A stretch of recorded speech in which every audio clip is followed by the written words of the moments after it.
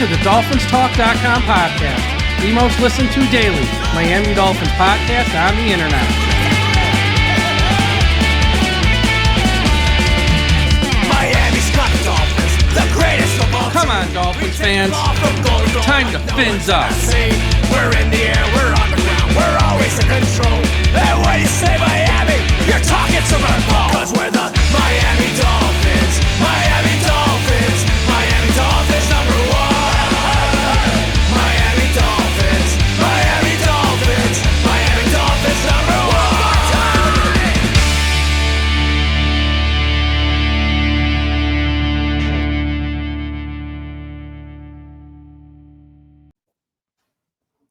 Good morning, everyone, and thank you for listening to the DolphinsTalk.com podcast on this Saturday, November 30th. I am your host, Michael Leva. Joining me today is someone everyone knows, former Miami Dolphins offensive tackle, Richmond Webb. Richmond, how was your Thanksgiving? Mike, it was good. How you doing?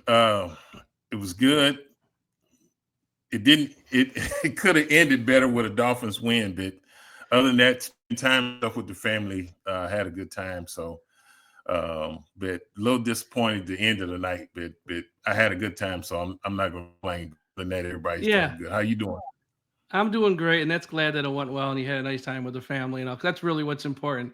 But let's talk a little bit about that game. You know, once again, the Miami Dolphins go play in the cold, playing some light snow. I mean, I would hardly call that snow last night. You played in snow. That was hardly snow. But it's the cold. It's the elements. And it just seems like they struggle when they get in those things. But it's really playing the quality teams too. But I want to talk about playing in the cold. So you played in Miami for many years. And I remember you going up to Orchard Park, playing the Bills, going toe-to-toe with them. Maybe you didn't win, but you were like in the games at least. They were competitive. It seems like this team, when it gets into cold weather, they just struggle. What do you think it is? Is it just bad luck? Is it? I don't know. How do you prepare for that? Being in Miami 12 months a year, but you're going to be 3 or 4 times you have to play in the cold. You got to play in it, and you know it's a balance in anything. And you know, playing in Miami, but then when you go to a cold weather team, I think you got to make sure you don't put on too much, or you know, sometimes you'll feel like too heavy, this and that. So you add a few, you know, like a layer of protection or something. But at the end of the day, you just got to be out there on the field, but you're moving around. You just got to remember when you come to the sideline, the heated benches, you know, stuff to warm your feet and stuff up, and they put the jackets around players. So I think sometimes you can put too much on, but you got to be able to focus in. And I think the thing, whether it's cold or not, you know, not making, you know, huge mistakes early in the game to put you behind, especially with a team like Green Bay that's playing really good football right now. And you look at that division, you got the Detroit Lions, you know, they got 1 loss. Minnesota's got 2, and I think they got 3 losses. So it's a very tough competitive division. And, you know, they're looking at saying, hey, we got a chance to possibly – they're trying to still win it because it's 5 or 6 games left. Anything can happen. You got to understand what you're up against. And I think the Dolphins do. We're in a situation to where we dug ourselves in such a hole. You know, we really can't afford to lose. We really couldn't afford to lose that one, but we lost it. You know, it's water up under the bridge now. But you got to take every game serious because you're going to have a chance to pull out of this hole. That's what you got to do. But it started, and it took too long last night for them to kind of get in the rhythm. It was already, maybe 14, 17. You're down 17-0 before you really kind of get going. And we score, and it's 21-3. Then they come back and score and kick another field goal. Now it's 24-3. So now you're down 3 touchdowns, and I'm like, you know, they came out fighting in the second half, but a lot of times that's just too much of a hole. You can't afford to get that deep down behind a good team like Green Bay and expect to come out of it with a win. Yeah, it was 24-3 at halftime, and I really thought that's where the game was kind of won lost in that first half. Because, yes, Miami moved the ball in the second half. They put up some points, but it's also felt like Green Bay might have took their foot off the gas a little bit. And anytime they wanted to, if they would have put their foot on the gas, they would have just picked up where they left off in the first half, and that game would have been non-competitive. Miami never felt like a threat in the second half to, like, take a lead at any point. And I know they got it down to 16. I think that was the closest they got it down to. They just never felt like a threat, kind of like how the Patriots the prior week never felt like a threat to catch Miami. Miami never felt like a threat to catch the Packers. And after the game, Jordan Brooks, the linebacker, he had some harsh words for his team, saying, that he called the team soft. You were in an NFL locker room for many years, and that's a very special dynamic amongst all the guys. How do you think that's going to go over today with the rest of the team? This isn't someone who played for the team last year like we saw a few weeks ago with Elliott, who's now in Pittsburgh. Him saying it, that's one thing. He's not there anymore. Jordan Brooks is there. He just signed a 3-year contract, and he's calling his team soft. How do you think that's going to go over with the rest of the locker room? I think it doesn't go over good because now you're doing a generalization of everybody on the team, and there are always some good individual performances, even when the team doesn't play well. You can watch the film, this, that. But I think that was out of frustration. And I think when you sign with the Dolphins, when you look at the Dolphins on paper, you look at the talent they have, this and that. We haven't even met the expectations that I think everybody have. And I think for him, it's just disappointing because he's seeing another year, another opportunity slip away. And as a player, sometimes you look at it that way because you like, I only get so many bites at the apple, right? And you want to make the most out of them. So when you kind of see the season going this way and you're trying to dig out a hole and you lose a game, and then, like you said, they've been hearing this narrative all week long. You got to go to Green Bay.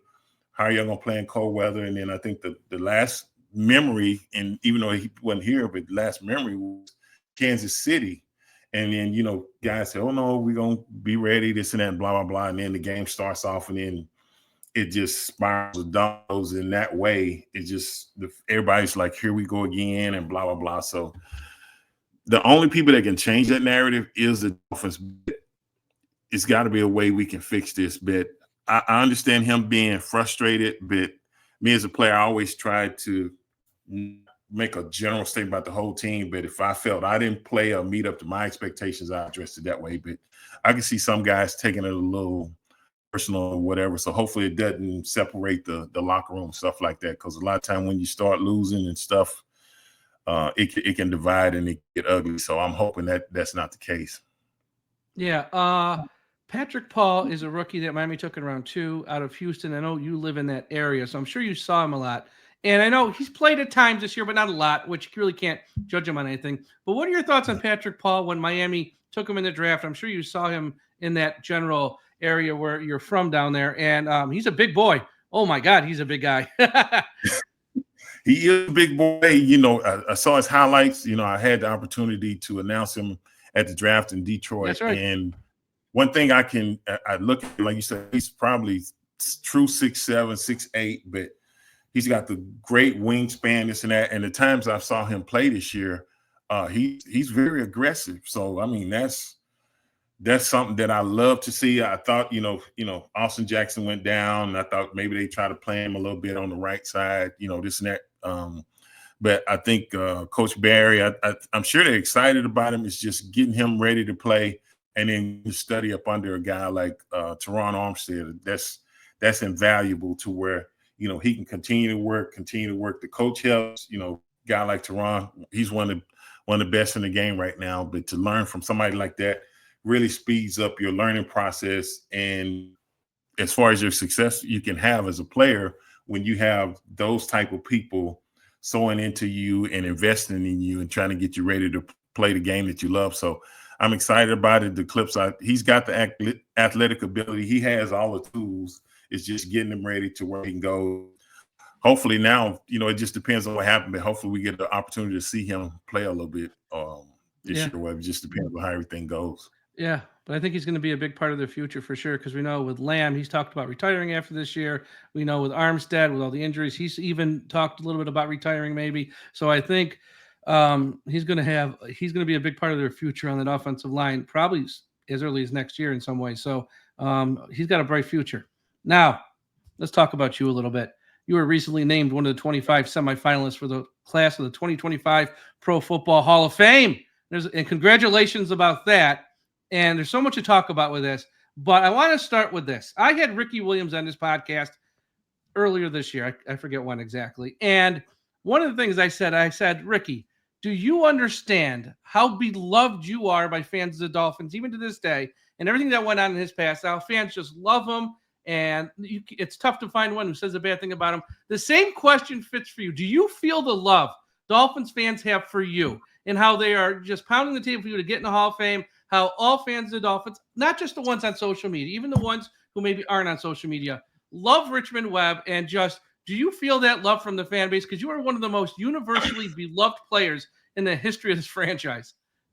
Yeah, I actually do. And, I had the unfortunate thing was, I had left and went to Cincinnati, but I didn't get an opportunity to play with Ricky, but just watching the Dolphins when he was there, I mean, that guy was amazing. I mean, I think any offensive line would love to block for Ricky, the way he ran the football and how violent he ran at times. I think he had maybe a close to 1,800 yards or something. He did. He had an 1,800-yard season. Yeah, but it's more about just how the fan base loves him and how this fan base loves you, and just not all these guys, not every guy who plays is like universally loved by the fans. That's a rare thing. You're one of them, though. Yeah. You are beloved. Yeah, I think it's you appreciate what you did for the franchise, the way you played, and I think I hadn't really seen Ricky on social media, but I know on Twitter. Well, he doesn't do it. He doesn't do what he says. He refuses to do it.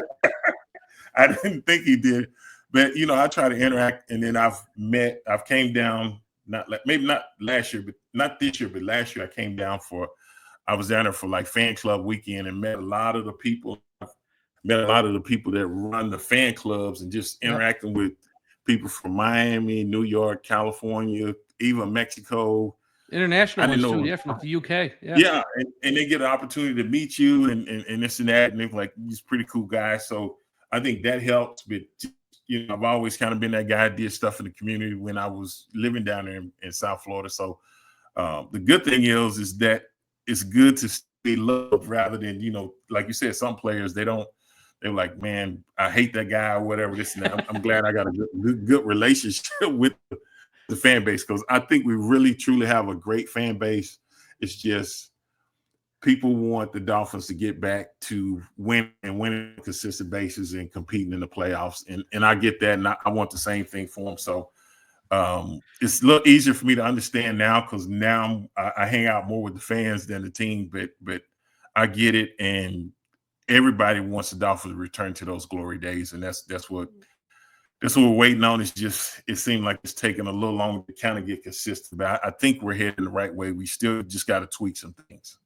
Yeah, I always say as a fan, I am 47 years old, so I saw Marino play Montana in the Super Bowl. I grew up during your era watching you guys in the playoffs. Not if we're going to make the playoffs this year. We're going to make the playoffs. It's how many games are we going to win in the playoffs type of deal. Like, it was assumed we're going to make the playoffs. So I lived through that era. I saw this team have success. Maybe not the ultimate success, but success where we were a relevant team year in, year out. This younger fan base who, kids in their 20s or kids even in their early 30s who weren't alive for that, I feel bad for them because they've never lived through that type of success that, you played on, and even the years prior to you showing up in Miami that they had there that I was able to watch as a fan. So I really feel for that younger generation who's just never seen that. And that's why everyone, that's why sometimes the social media gets a little wild and crazy sometimes with people, but it's like, because they just want it so bad. They just want it so bad because they've never had it. And it's just one of those things.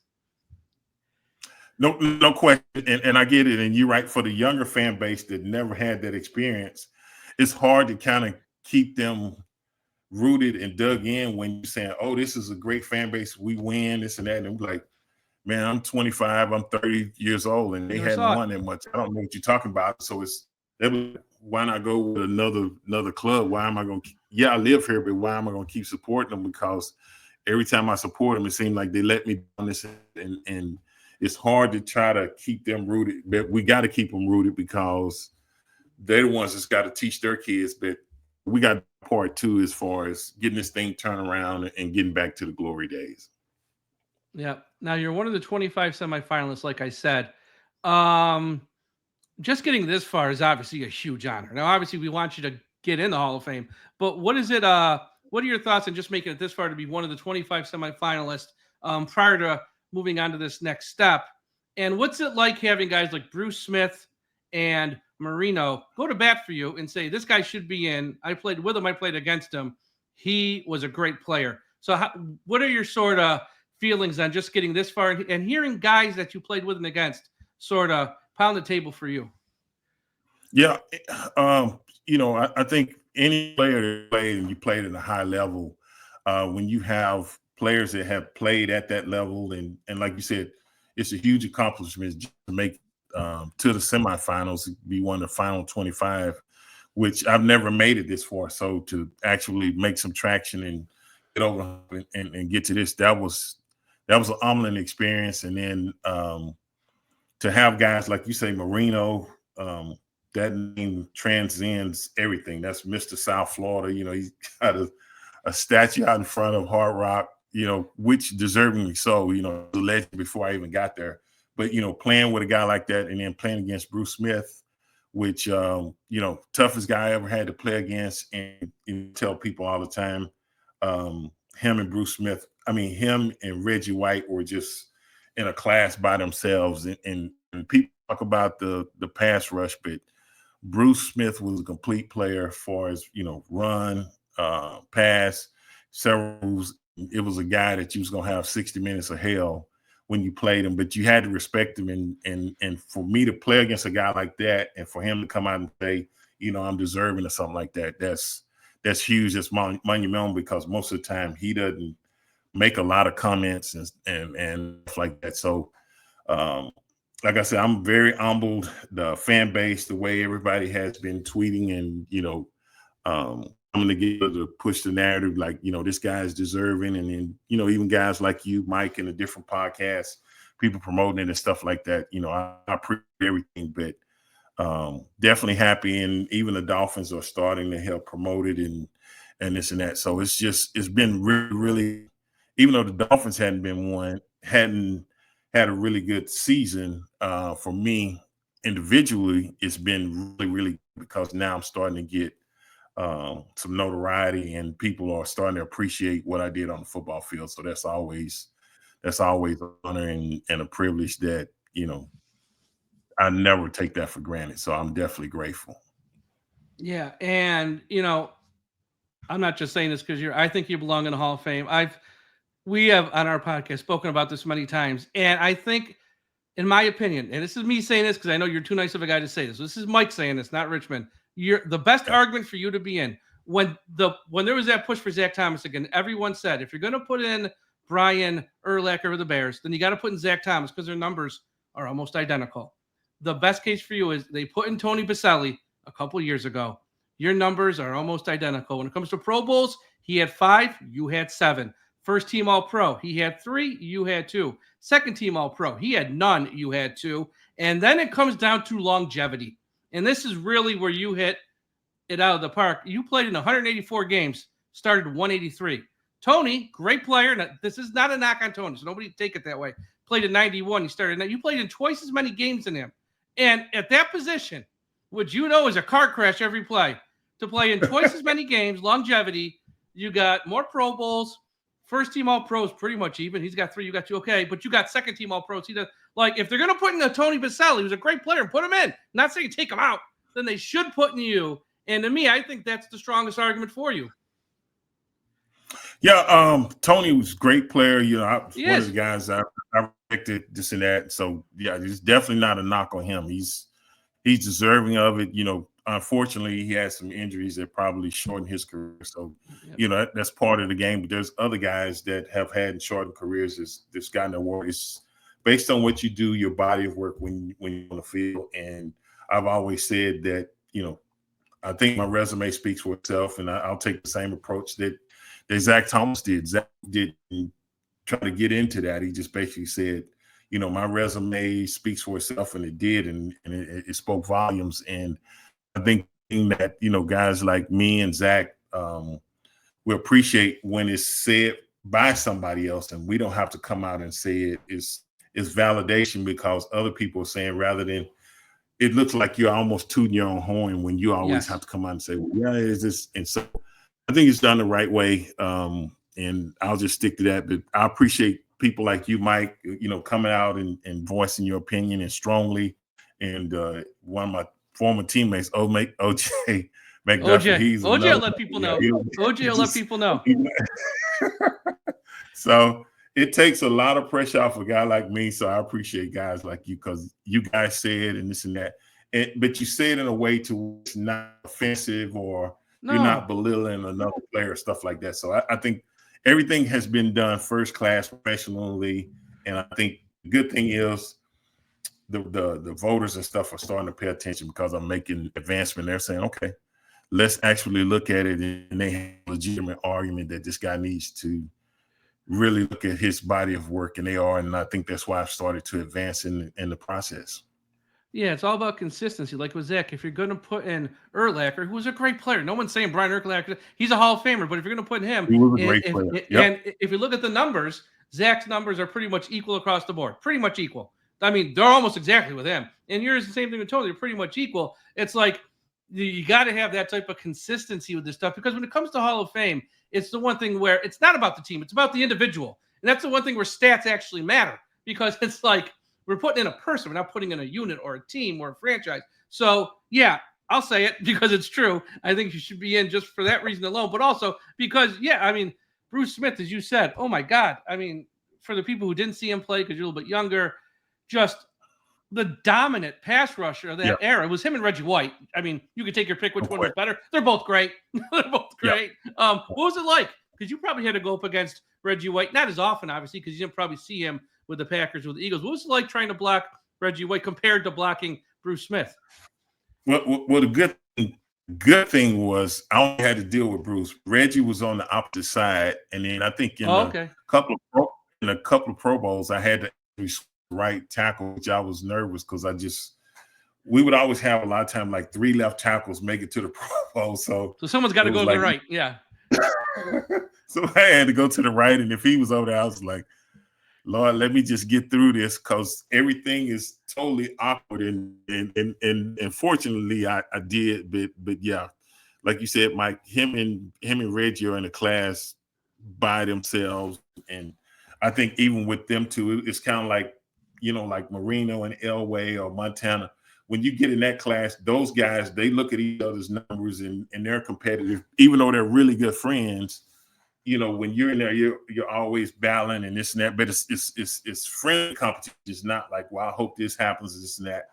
And so I think, like I'm mentioning Reggie White, I'm sure if you ask Bruce Smith, he feels the same way. He just 2 great players. They don't come along that often like that. Thank goodness. But you appreciate a body of work when you see guys, what they've done and how they've done it, played at a high level for that long. And for him to be the all-time sack leaders, be like, yeah, that's a no-brainer, because you watch not only when you played against him, but when you had to study to get ready for him, you'd be like, man, this guy is the truth. Was there, those guys were so elite and so like one of ones when it comes to that era pass rusher. Was there another pass rusher who just gave you fits? Maybe not a guy who was like a Hall of Fame guy or a superstar guy, just a guy like, oh man, we got to play him this week. Like, who's just going to give you fits. Because I remember I spoke to Reuben Brown of the Bills, an offensive lineman. He told me, every time they played Miami, he had to line up against Tim Bowens and Daryl Gardner. He was like, I just want to take the week off. I just don't want to do it. Like, I don't want to do it. They're just too big, too strong, too good. Was there a guy who was just like, this guy just gives me fits every time we play? Yeah, it's just, what I'll say, Mike, it doesn't stop from playing against guys like Chris Dolman, Derek Thomas, Lawrence Taylor, Andre Tippett from New England. It was a guy every week, Pat Swilling from Saints. It was like Saints. Yeah. You just Charles Haley. It was always, everybody had somebody of that type of caliber. Those guys might have been just a tear down, but it was no cakewalk. So it's like some guys did things better than others, and then some guys are really, really good against the run, and you had to play against them, or just great pass. It just everybody had different strengths and weaknesses. It wasn't just like a cookie cutter, but they just, man, it was always some guy that you knew. It was an outside linebacker with the Indianapolis Colts when I got there, and they used to be in. That's what I'm saying. I'm going back before they switched the division. They were still in the AFC East, yeah. they was in the AFC East, and having to play against them. So it just they just they keep coming to my mind. It just never stops. So it's always some guy. So it's forced that you had to prepare like that, and then guys take they want to put a notch in their belt. To sack Joe Montana, to sack Dan Marino. That's huge, because that's one of the best in the games, and Dan was so hard to get to a lot of times, because he would throw the ball and stuff like that. He'd get rid of it. He just super fast processor, this and that. But yeah, it was always a guy. But for me, as much as we played in the same division with Bruce Smith, and many times 2, sometimes 3 times a year playing against that guy, it kind of became a rivalry of what, Clash of the Titans, this and that. And, that was one of our biggest rivalries. So wasn't just Bruce Smith. It was several guys that I faced. But if you had to say the toughest guy I had to face, that was him, bar none, every year. Yeah. Your time in Cincinnati at the end, I know it was only a couple years. What was that like? How'd you enjoy it there? I know, obviously, Miami to Cincinnati, night and day. Probably not just the weather, which the first thing people think of. Probably just also the facilities and stuff like that. What was it like playing in Cincinnati those final 2 years of your career? It was actually it wasn't bad. The thing is, had some great teammates. I got to play with Corey Dillon. I got to play with Willie Anderson. I think he's a finalist. He's a semi again this year, but I think he's actually made the finalists. He was a right tackle, very good. He's deserving to be in there. And also, I could appreciate the thing that stuck out to me, Mike, was good team, good players. But what really stuck out to me was their fan base, who they then. In the 90s, the Bengals probably didn't win. They had a real stretch of not winning a bunch of football games. Yep. But when I can tell you they had fans that were dedicated, that showed up, that, win or lose, they were still rooting. They loved their Bengals. And I was like, man, these are diehard fans, because normally when you go through a stretch like that, it's pretty hard to maintain a fan base, people to keep buying into it, saying, hey, next year. But they did, and they loved the Bengals and this and that. And I could appreciate that, because we're diehard fans, and they treated me well up there. The organization and just interacting with the fans and stuff. Like you say, the short 2 years I was there treated me extremely well. So yeah, I definitely could appreciate that.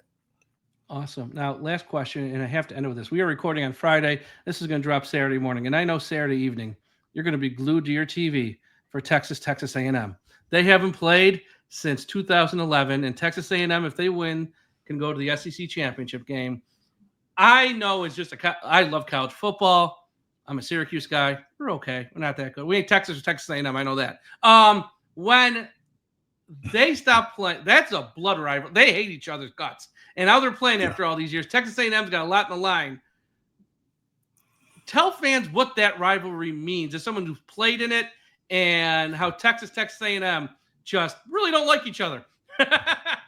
Yeah, even if you're not Texas A&M, it's a rivalry. There's a few of them around the country that I'll say is pretty close. Probably Ohio State, Michigan.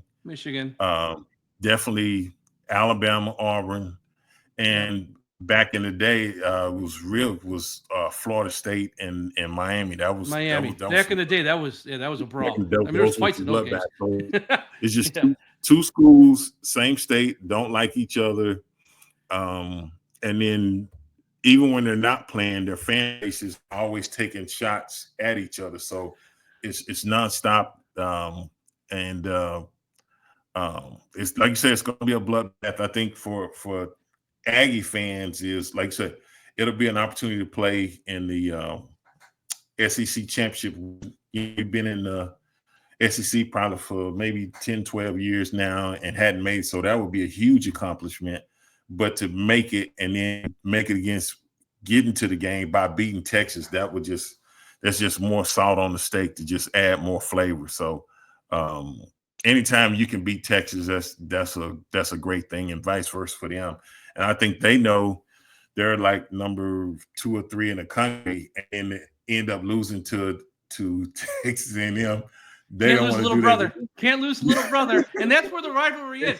Texas has the arrogance, which everyone who follows this knows. Texas is a little arrogant. They got their nose up in the air. They're big brother. Texas A&M's always been little brother, and that's why part of the reason why they left for the SEC is like, we're going to make just as much money as you now. Yeah. We're on an equal standing, but we ain't going to play no more. Stick it. And that's what it was. Yeah. And now, after all these years, they're going to play, and the game has meaning because if the Texas A&M wins, they're going to the playoff. If they lose, they're not. This is a big game for Texas A&M. I mean, everything's literally on the line. It's a big game, and we're not the little brother anymore. I think that's what they still want to cut off. But you're right. That is the mentality. A&M's the little brother, this and that. But we're like, no, we're not the little brother anymore. And I think we're gonna let them know that on Saturday. So I'm looking forward to it. The game is at home in College Station at Texas A&M. I think it's going to be real similar to a deafening noise, like when LSU just played a few weeks ago. That was loud, and that can really disrupt the offense. So I know we're going to show up. I'm not even worried about it, but I'm just waiting, letting the clock tick down and be ready for game time on Saturday. So I'll be locked into my TV watching that game right there. Yeah, they're going to have ESPN College game days there. All you got to know about Texas is when they were in the Big 12, they petitioned the league where you can't do the horns down. That's a penalty if you did horns down. Like the players, if they did the horns down. When they went to the SEC, it's like, yeah, we're not doing that. If those players want to do a horns down after a play, you can rub it in their face. We ain't throwing no penalty flags. You're just like everyone else in here. We're not going to put you up on a pedestal. So I'm sure we'll see some horns down from the Texas A&M players if they make a good play in that game. I hope you see more than me. I hope you see a bunch of them. Yeah, I mean, that SEC is just loaded with so many. I mean, I don't know how they're going to figure out who's going to the playoff or not. I mean, this weekend's games will. Like a team like Ole Miss, you can probably justify sending them in, but they got some tough losses as well. Georgia probably should get in, but, if they lose another one, you're going to send a team with 3 losses. Texas is probably the one lock.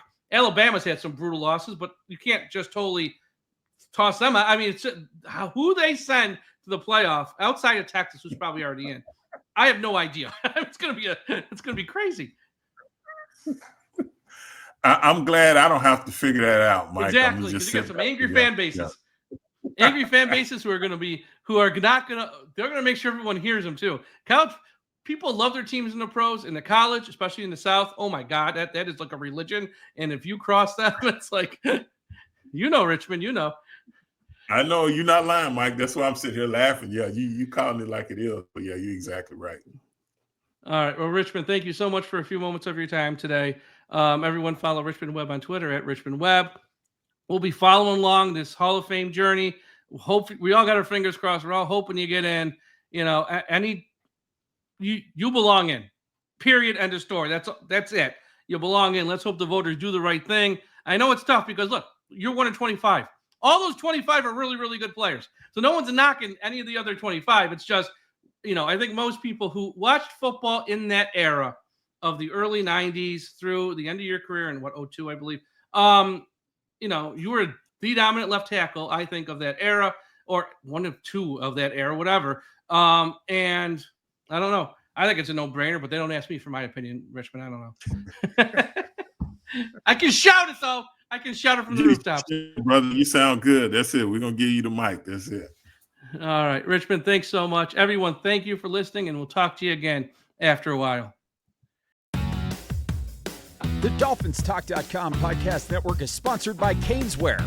Caneswear is the place to go for officially licensed apparel for the Miami Dolphins, Miami Heat, the Hurricanes, Florida Panthers, and all of the professional and college teams in South Florida.